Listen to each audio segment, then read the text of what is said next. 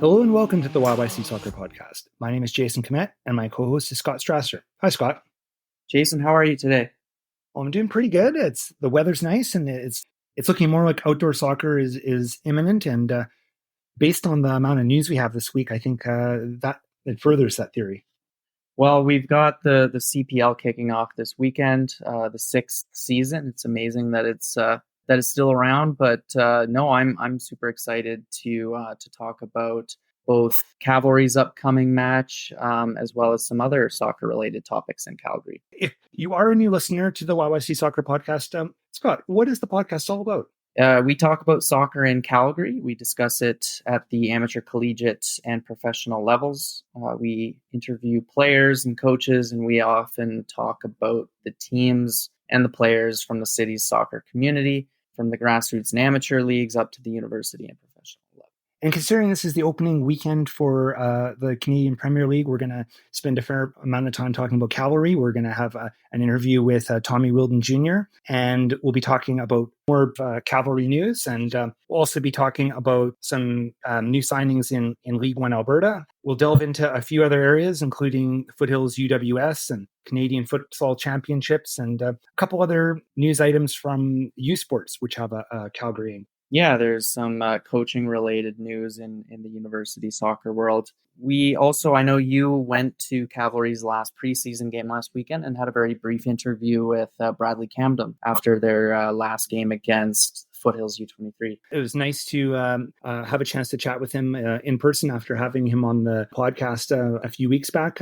When I interviewed Brad, we talked about training camp in Mexico, what it was like to have a short off-season, and I also asked him about what he thought of some of the new signings around the league and if he pays attention to those sort of things. No, I think it was good we've had a long preseason. We're back out in January. We trained for Champions League, and then, Champions League was finished, and getting to Mexico was good, just for team camaraderie and, just being able to be focused for 10 days and really work on ourselves. And I think it was very positive for the guys as well. For me, honestly, I like it better because I don't like taking long breaks or vacations. So it was very nice for me to come back early, get with the guys, start training. So obviously you got to be careful with your body, not to go too hard too soon. But yeah, I wish our off-season was shorter, so it's not a problem for me. Okay. No, we've signed a lot of players too. We've signed very good players as well. We have top players coming on the team, and we're super excited with the players that we have now. We feel like our team is very strong, and we're excited for next week. Everyone's buzzing, so we don't spend much time looking at others, That match at the Dome, it was a nice little display to see some of the new players. I got a chance to see Leighton Brooks out there a little bit, and Lucas Diaz. Anyway, we'll talk all about those players, but I was generally impressed with some of the new players, and of course some of the old players. They were back. They seemed like they were all back in the groove, like you would expect them to, for sure. Yeah, I mean, Cavalry is coming toward the end of a very lengthy preseason. If you think about it, they resumed training in early January since they had those matches against Orlando in February in the CONCACAF tournament. So, and then they had a bit of a break, and then they came back, and then they went to Mexico. So it's been a very interesting and lengthy preseason as they prepare to defend their regular season title. I guess we can jump right into our interview with Tommy Wheeldon Jr. to talk more about Cavalry's preparations as well as their new signings and a couple of other team-related topics. We'll run the interview now. I'd like to welcome Tommy Wheeldon Jr. to the podcast. As most of our listeners know, Tommy is the head coach of Cavalry FC and a longtime fixture in the Calgary soccer community. He's been on our podcast before, but we're excited to have him back. Tommy, thanks for coming on our podcast this week. Well, thanks for having me on, Scott, Jason, and like I said, off air here is congratulations on writing that book. That's really cool, especially for this city to probably tell them things that they may not have known about the soccer landscape in this city. So I'm sure it took some time, and congratulations on getting it published. Well, thank you so much, Tommy, for saying that. I'm excited to see it come out in the coming months here. So we know the CPL season is right around the corner, and we're going to ask you about Cavalry's preparations. But before I do that, we did find out just today that your contract has been extended for another 3 years. So we thought we'd start by asking how it feels to to extend your involvement with Cavalry for another 3 years. Yeah, it's great. Listen, I think it was an easy decision when our ownership sat down at the end of the season to talk about long term, and I think it could have been longer than that. And I always want to make sure that you give enough time that you can keep building, but also allow for changes with the game. And I'm thankful in the Southern family, and in particular Linda Southern Heathcott, for her support and vision in wanting to create something remarkable here. Under the leadership alongside Ian Allison is terrific, and the players and staff I get to work with on a daily basis, it's brilliant. But I think I said that in my statement was, it is a dream come true to walk out onto Atkill Field, and from where it was to where it is now is brilliant. And there's so much yet to do, but we've achieved a lot in the short history. So no, it is a dream come true, and I'm happy to lead the helm for a few more years. Great. So let's discuss the training for the beginning of the season. So how have you had to adjust your training schedule when you had to think about the Orlando matches and, coming in early and then taking a break again? Do you think that's left you better prepared for the season, or has it really made no difference?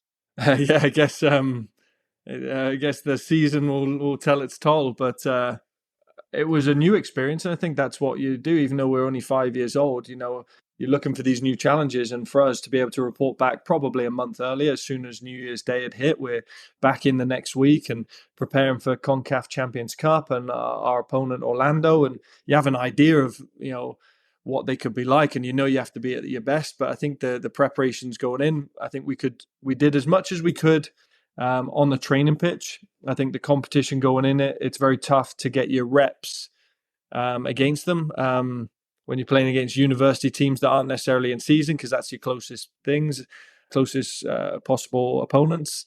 I thought we'd give a good showing, and then beyond that now is we had to manage the time. So after we were knocked out of it, we give the boys a bit of a reprieve, because if they had another 2 or 3 weeks in there of listening to us as coaches, they would be tired by the time this game comes around. And what we wanted to is give them an element of freshness. What it has done as well is give us a really good fitness base. Less off season means less risk of injury, and I think we've seen that. And other than Mael Henry going into the season opener, everybody's fully fit, so that's a blessing. I think we are prepared in terms of time and chemistry. I think chemistry matters. It's now competition that we're craving. Definitely, and we're excited to see that competition get underway. We want to ask about the new additions to the roster this year, because there are quite a few. We're going to break them down by position, so you don't have to maybe mention or talk at length about every new signing. But I'll let you say what you want about each position and the newcomers. So starting with goalkeeper, we know that Jack Barrett has joined the club from England. So what was it about Jack that attracted Cavalry, and what does it mean to you as a lifelong Everton fan to have a Toffee loaned out? Yeah, it's good, and I tell you what, Jack's come in, and you never know, because you're dealing with, and the same with Lucas Diaz, where both of these players are with big clubs in Europe.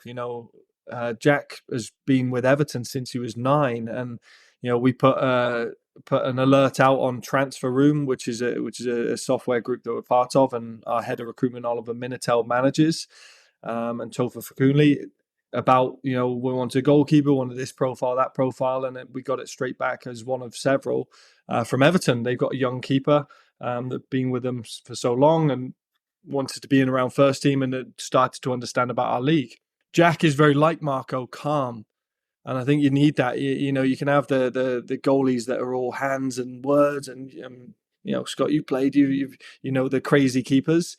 He's not one of them. He's calm, but he's also gives us an extra player in possession of the ball. He's a lovely passer of the ball. He starts attacks. He's comfortable in the back pass, and he's a very good shot stopper. So we almost got a younger carbon copy of Marco, which allows us, in the event we want to rotate our keepers, at the same profile. Let's move on to midfielders. There's a couple additions. You already alluded to Lucas Diaz, and then I guess maybe the most highly touted signing of the bunch is Diego Gutierrez. So what can you tell us about them?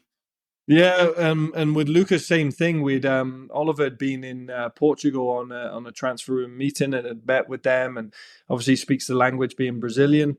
But we talked about him as an under-21, and he was on Sporting's B team, and he was a player that we'd known several years ago. I think it was 2019, 2020, when there was the CONCACAF, or 2021, the CONCACAF. It was the Olympic qualifiers, and he was playing the same group as Callum Montgomery and David Norman, who was with us at that time. And he was only 17, and he had these lovely feel of the ball, and we just kept a tag on him and just said, look, if ever you're looking for, same thing we pitched the Jet of first team football, we'd love to talk to you. And at first there was like, yeah. And then they did their research on us, seen what the Canadian Premier League's about, and it helps when you got players like Stefan Eustáquio that are playing well in with one of the top Portuguese teams, FC Porto. And they were open to it, and Lucas was open to it, and he saw what we played, how we played, and wanted to join the party. And I think, with Diego Gutierrez, he's been a day one guy at Winnipeg, and every time we played against him, he got better and stronger. And he was always one of those players that you'd have to highlight, just nullify in possession and stay away from. And he's a player that we felt could add something different to us. He's got legs, he's got engine, he's very clever in technical ability, can run for days. But he also has set play quality. He also has ball striking quality. And something we wanted from our midfield was a few more goals that, when we're playing against low blocks. And he's always comes into training with a big smile on his face. So we're delighted we could get that one over the line when he became a free agent at the end of last season. So moving on to attackers, this is an area that Cavalry has brought in a decent number of new additions. Leighton Brooks from Australia, Malcolm Shaw from Atletico, and Tobias Warshevsky, who was previously with FC Edmonton. So lots of movement in the forward core. Tommy, can you speak about these new players who Cavalry fans will be looking to score some goals this year? Yeah, and as soon as we knew, Joe Mason's contract was coming to an end, he'd been a great servant over 3 years for us. And a good goal scorer, we thought, right, what could we add that would make us a bit different? We couldn't replace Joe for Joe. I don't think we can ever replace a player for player, but we wanted something different. And with Toby, we knew he could play outside, and he did a great job for Edmonton with Fraser Ed and Shamit Shome, where he'd come in off that right wing and he could drive with the ball, shoot, cross. Very good with that. But he's also played down the middle a couple of times or as a second striker. So we thought that versatility was important. But for a very big player, and you can tell why he was in the German youth national setups as an 18, 19-year-old. He's got such a soft touch and a cannon of a shot. We thought that would help against teams that want to sit low, that he can turn and to get some shots off. So he was one that we went after really near the end of the season, and he was a free agent. Leighton Brooks was another one, same thing. He'd been proposed to us because he was a free agent coming out of Australia's A-League, which we know is a good league. And we've seen that with Jesse Daly. They can come in and right away, they're not trying to integrate. It's a very similar type of league. And he's fast. And I think what we needed sometimes in games where games are getting stretched, you need that pace over the top to get you up the pitch and attack teams in a different way. And I think he's brought that. And with Malcolm Shaw, we actually tried to sign a few times. I've always liked him because, again, same thing, powerful striker that's a tough one. And I guess your best resume is your own centre-backs. So when we talk to them about certain profiles of players like Toby, like Malcolm Shaw, my brother's a centre-back. Mason Trafford, who still works at club centre-back, had played against these. So when you ask them, they're like, oh, he's a handful, or he'd do this. And I'm like, well, that would suit our style. So two different types of strikers, but both give us something different. And then to add in the rest of the group that's returning, it gives us really good problems to have. And I'm sure when we name the 11 on Saturday, there'll be few players that are buzzing, few that are frustrated, but certainly there's going to be depth to finish games. To wrap up the new players, let's talk a little bit about the USports draft picks. Nico Moroniak was with the club last year, and Caden Rogozinski and Max Piepgras, they've been with the club in previous years. So how do you see them fitting in, and how do you see how their games have evolved over the past few years? Well, first and foremost, I think it's really important to provide local players an opportunity with your local professional team. I think that's how we grow the game in this city and in this country. So people can, one, they give you everything because they know what the city is. Two, they understand the pathway. All three of them have been into various iterations of our pre-seasons or U20s or things like that. So they get what's expected of a Calgary FC player. and they're proud as punch if they get on the bench or come on the pitch and see their families and friends in the stands. I think those are impactful moments that very few get to do. Max has gone on and won the USports championship. I think it's always important to have people that have lifted trophies in your locker room, and he's one of them. Caden's won the youth national championships with Foothills. Nico's been with the Canadian futsal team. So all these do is give us more and more depth. Both Max and Nico can also add to under 21 minutes, which I think we'll share out by committee. But they give you some really good training habits, and I think all three credit to themselves and also the universities they're from. Mount Royal and Ryan Jackie have done a good job in nurturing Caden over the 4 or 5 seasons, and Nico this year, and Cape Breton always do a good job of finding talent with Max Pipecrest. Yeah, we expect those three to definitely see the pitch this year. So we have to ask about Meyer Bevan's status. That news broke very shortly after we recorded our last episode. So can you speak to what kind of led to that, and if that does anything in terms of a salary cap perspective? Like, that cap space might be useful. Yeah, all we can say at this point is there's family reasons that have been disclosed that we have to respect their privacy for it. We understand that that's it's not the most ideal situation on any way you can look at the scenario. So it's tough for the lad. I know he would love to play here, but he's got some family things that he needs to deal with, and we respect that, as he respect us needing to move on with the players we have. So what's happening right now until we can find a resolution is he's on the inactive roster. He's taken a temporary step away from football, and we're continuing to move on without him for the near future. Going into the season, with the success that Cavalry's had, do you feel like the club has a target on its back when it comes to how the other teams see you?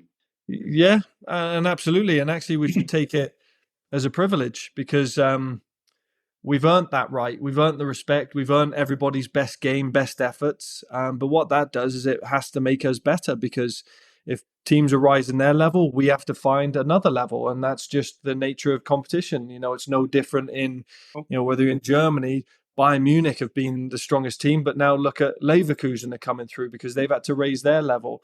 Man City have dominated the Premier League. Liverpool are on there. Now Arsenal are on their chase, but they're always at the table. You've seen the Real Madrids and Barcelonas and Getafes in La Liga. And I think what you're seeing now is that we've been the strongest team in the regular season. We get that. We want to continue to do so, because by doing so, it gets you into playoffs, and there it opens up another challenge and one we're yet to win. But yeah, we've got to embrace it, because iron sharpens iron. Our last question for you, Tommy. I know you touched on this in today's press conference, but Atletico Ottawa has taken a really interesting approach to preseason. They've made some really big signing announcements. Players like Manny Aparicio, for instance. What do you think about Atletico Ottawa this year, and the comparison to the Real Madrid Galacticos of the early 2000s? Yeah, it's good. It'll make for good competition, that's for sure. I think what we've done is raise the. And I think there's a saying, right? A rising tide floats all boats, and I think all boats needed to. It can't just be a 2-horse race in an 8-team league that's built with parity. They've had a very good off-season with the players they brought in that are obviously proven, but they still have to make them a team, and that's the hardest part. Chemistry takes time. It doesn't happen overnight. It's something we've had to, after we started well, we kind of, in 2020, we got some injuries, but 2021, we were competitive, but not dominant. And I think we had to refine it, and we've tried to keep players together. And it'll be interesting to see how they do. Whether they change their style and be more attacking, but they'll always be a tough opponent. They've always been a tough opponent of ours, so I'm looking forward to those games. I think we all are, but no, like I said, that was our last question written down for you. But is there anything else you want to touch upon before we end the interview? No, I'm looking forward to seeing the fans again. I know after the announcement, it's extended. I mean, hopefully, what I'm seeing in the front office is everyone's renewing their season tickets and more new ones. So I think we're all on part of this journey together. You guys too, where we're telling stories, making games, creating memories. I'm looking forward to celebrating that when we we get the opportunity to reconnect with the fans here at Spruce Meadows on the 23rd. Okay, that sounds great, Tommy. Thanks for your time. Thanks again to Tommy Wheeldon Jr. for coming on our podcast. Obviously a very busy time for him, so we appreciate that he was willing to put some time aside to answer our questions. They'll be facing Forge FC this weekend and traveling to Ontario for that. Home opener for Cavalry is still a few weeks away. I believe it's going to be on April 23rd, and that will be a cup game, a Canadian Championship match against Vancouver FC. So, Scott, now that we've had a chance to talk to Tommy earlier today, there's a couple topics I think we should probably chat about, and I know that he addressed them a bit in the interview. This whole Meyer Bevan situation, it's a bit of a shocker, and it is a bit of a delicate situation, I think. I suppose so. It harkens back to last season when Jose Escalante left Cavalry midway through the season for, I imagine, similar reasons, right? Family-related reasons. So Meyer Bevan, he deserves a lot of privacy in this respect, but disappointing to Cavalry fans that he won't be available, right? He was the top goal scorer last year for Cavalry. I believe he got 11 or 12 goals. So there's some shoes to fill in that regard for the incoming strikers. And it is a very new look attacking core for Cavalry with 3 additions. No, I think all 3 of those players that Cavalry has signed have the ability to score, anywhere from 5 to 10 plus goals this season. So I'm curious to see how they will gel with the midfield and with the rest of the squad and how they crack on against Forge on Saturday. Definitely. When I was at the match at the Dome last weekend, I noticed Leighton Brooks for sure. He's really, really quick. He's going to be one of the faster strikers that they have out there. And then we look at someone like Tobias Warshowski. He's brings something a little bit different than, say, Leighton Brooks does. So a couple new elements added to the equation here from an attack perspective, I think. Yeah, and when you look at the midfielders they've signed as well, they're attack-minded midfielders, right? Like a Gutierrez. I think Lucas Diaz as well, from what little I've seen of him. No, it should be a pretty interesting match on Saturday. I know the only confirmed injury from a Cavalry perspective is Mile Henry. Yeah, I believe that's the only one right now. So they've got a pretty good ability to select from their roster. So yeah, I'm really looking forward to catching this match here on Saturday. So the CPL isn't the only league that's set to kick off. League One Alberta is quickly approaching its inaugural competitive season. Games are going to get going in early May, so there's still a bit of time, but all the teams are announcing player signings, and we continue to see those this week for Blizzard and for Foothills in Calgary. The Blizzard women's side made a few announcements this week. I think they're all returning players. Ashlyn Phillips and McKenna Walker, who's with the Dinos, and she's from Airdrie, actually. And Lauren Tran, who is with St. John's University down in New York City, one of the Blizzard players who is on an NCAA scholarship. Right. And then on the men's side, we saw Blizzard announce the signing of Ethan Keane, who is a Mount Royal University player, and then Abel Nesibu from UBC Thunderbirds. Yeah, and we're starting to see Foothills announce players as well. Jack Hodnett was named. He's actually an English player, and he has played for the English youth international teams, as well as he was with Wolverhampton. And then Foothills also announced Rodane Cato, who's from the University of Alberta, as well as a USports draft pick for Cavalry. Yeah, I think that one's interesting, Scott, because Rodane Cato, as far as I know, has basically played most of his soccer in the Edmonton area. I think maybe the idea behind this is Cavalry wanted him to be close to their base, and that with Foothills and that sort of thing, he could be nearby so they could monitor his training. What do you think? Yeah, I mean, they're basically Cavalry's reserve team. I know that's not an exact comparison, but it gives Cavalry's coaching staff an opportunity to keep a close eye on him and monitor his training more or less daily. So it makes sense that he'll be playing for Foothills in League One Alberta this summer.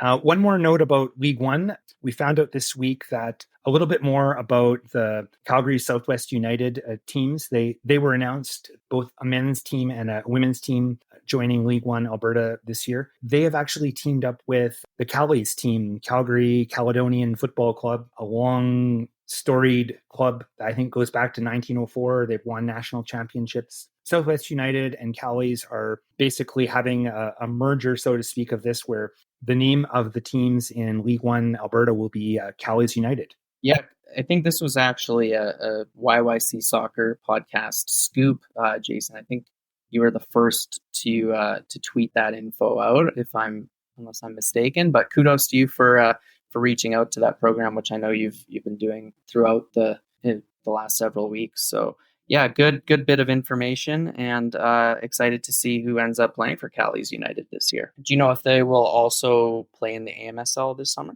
They will. I'm not sure if they're going to rebrand those teams, because if you can recall, in the AMSL, on the men's side, it's the Callies, and on the women's side, Southwest United has had a club there. So actually don't know the information whether they're going to rebrand, but kind of think it's likely that they will, because the way I understand it is this is essentially how they're going to brand the adult teams, and the youth teams will stay Southwest United and the adult teams are going to go with Callies United.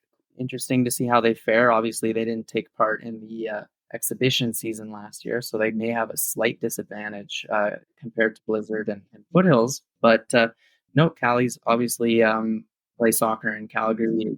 It's a club you have to know the name of. I think they've been around longer than most sporting organizations in Calgary. So cool to see them take part in the inaugural competitive League One season. Yeah, and I think we're going to be seeing a lot more announcements over the next little while here, because we're getting close to the beginning of the season. I'm kind of the understanding that we're looking at the first weekend in May is we're going to see some action in League One Alberta. So not that far away. Nope, looking forward to it. Okay, let's segue over to UWS. So there's been not a lot of chatter on the social media from Foothills at this point about their women's, either their League One Alberta or their UWS side. I did notice that UWS has released the schedule for the West Division. So we've got a copy of the schedule here, and it's a short schedule, actually. Only 7 matches this season. But Scott, you want to talk about it a little bit? Yeah, so Foothills, their first home match is going to be on May 25th versus FC Arizona. Then they have another home match quickly after on June 1st against their main divisional rival, Santa Clarita Blue Heat, who just so happened to be the United Women's Soccer's defending champion. But after that, they don't play again at home until the end of June. They have a game against LASC on the 29th, and unfortunately, that'll be their final regular season home match. As you mentioned, there's a very short 7-game schedule. I think it's only like 6 or 7 weeks long, the regular season in 2024. So hopefully Foothills will be able to produce a strong season and be able to qualify for the postseason, hopefully give fans another opportunity or two to watch them play. For sure. And when you only have a 7-game season, and if only the champion of the division is going to advance the playoffs, there's really no margin for error when it comes right down to it. You can't have any slip-ups if you want to get that division championship. No, and I think Foothills experienced that last year, didn't they? Where they had a really strong season, but just lost. I think it was like 1 game that knocked them out, right? And obviously they're going to have some really big shoes to fill this year when you think about some of the players who have graduated from that program and are now playing at the pro level. Grace Stordy in Portugal, and Maya Jones playing in the NWSL with San Diego. So interesting to see what the Foothills recruitment class looks like this year.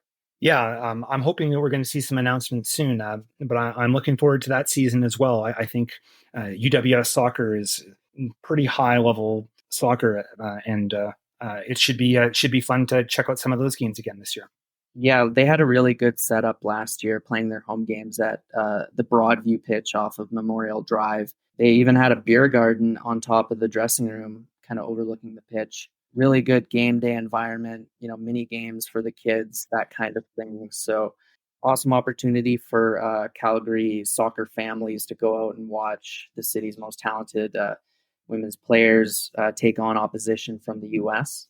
Yeah, I'm definitely going to be circling that Santa Clarita game on the calendar as a must-go-to, I think, this year.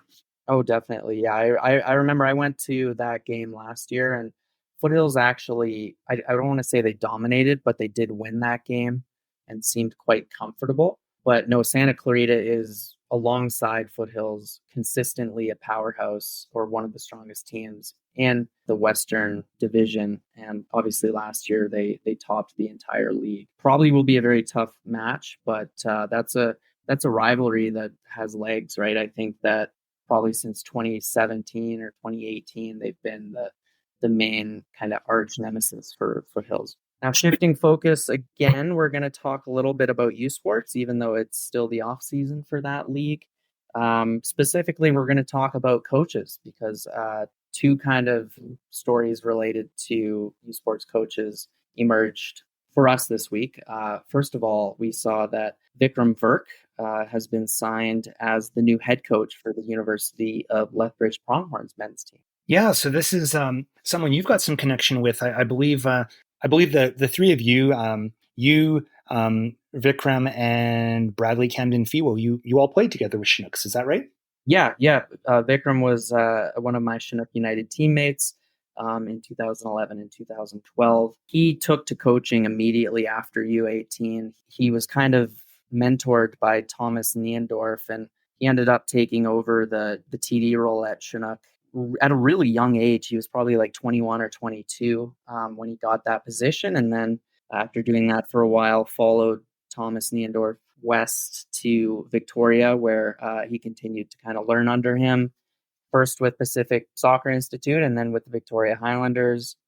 Then got a really great opportunity as the assistant coach for Pamodu Ka with Pacific FC during their CPL championship winning year, and then even followed Ka south to for North Texas in MLS Next Pro. So he's had some really interesting opportunities. I know he's been back in Calgary for the last little while working with Mackenzie United Soccer Club. I've run into him a couple of times in the last year or two, but no, it's super cool to see him nab a head coaching position in U Sports at what is still a relatively young age for that kind of opportunity, right? I don't even know if he's 30 yet. So kudos to my buddy Vikram. Definitely rooting for Pronghorns to some extent next year. I'm excited to see how he does with that program. For sure. It's I agree. At that age, being the head coach of a U Sports team, I think that's pretty impressive. I really can't say enough about Vikram's work ethic. Like, as long as I've known him, he was an incredibly hardworking player, and he was one who, even at the age of 16 or 17, he aspired to be a coach, right? Like, that was his goal, was to have a career in the game as a coach, and he's done that. He's taken opportunities as they come, and no, I can't say enough about Vikram's work ethic, and I'm excited to see how he does with the Pronghorns. We have another coaching development in U Sports that we want to talk about as well. The University of Calgary Dinos are looking for a new men's head coach. It was announced on social media here a little bit over a week ago, I think, and I think I noticed it this week that Brendan O'Connell has stepped away from that role after 9 years. So there is an opening right now. In fact, I found the job opening on the UFC website. Applications are open, and I think until the end of this weekend, if I'm not mistaken, or Monday. Yeah, I was surprised to hear that. Although, 9 years, maybe it's just time for Brendan O'Connell to seek new opportunities, or maybe they want a fresh face to come in and change things up a little bit. But no, Brendan O'Connell has quite the legacy with the Dinos. If you think about the team when he took over, and the force that they became in his tenure. 2014, I remember when Brendan O'Connell took over from Brian McDonnell. But at the time, I think the Dinos were not necessarily struggling to make the playoffs every year, but it definitely wasn't like a given that they were going to make the postseason. And Brendan O'Connell, if you think about like the Dominic Zator and Dominic Russo years, followed by the almost winning the Canada West Championship seasons. Just overall, I mean, the Dinos have come a long ways, I think, since O'Connell took over. So Yeah, I think he's going to have a lasting legacy with that program. I'm interested to see where he ends up, and I'm equally, if not more, interested in seeing who is going to take over.